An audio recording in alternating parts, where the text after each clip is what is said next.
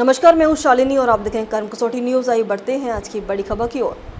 America का 500 करोड़ का विमान लाल सागर में गिरा, एयरक्राफ्ट कैरियर से फिसला सुपर हॉर्नेट फाइटर जेट। अमेरिकी नौसेना का एक F-A-18E super hornet fighter jet aircraft carrier से फिसलकर लाल सागर में गिर गया। ये हादसा सोमवार 28 अप्रैल को हुआ। ये fighter jet aircraft carrier USS Harry S Truman पर तैनात था। यूएस नेवी के मुताबिक ये हादसा तब हुआ जब नौसेना के जवान विमान पर हैंगर में खींचकर ले जा रहे थे। इसी दौरान विमान हैंगर टैग से फिसलकर समुद्र में गिर गया। साथ ही उसे खींचने वाले वाहन भी पानी में चला गया।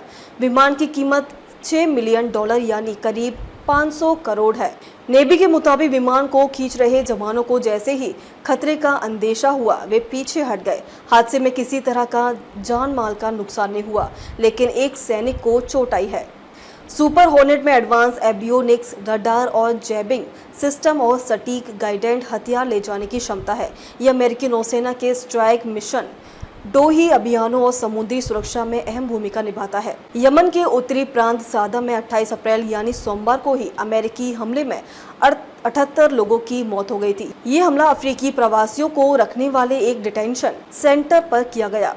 रिपोर्ट के मुताबिक इस जेल में 115 कैदी थे, जिनमें से 47 घायल भी हुए। घायलों को इलाज के लिए अस्पताल ले जाया गया। इनमें से ज्यादातर की हालत गंभीर बताई जा रही है।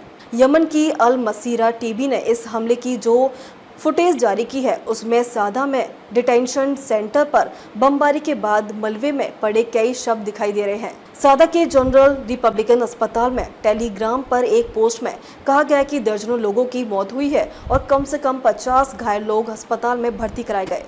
पेंटागन में USS ट्रूमन की तैनाती में एक और महीने के लिए बढ़ा दी है।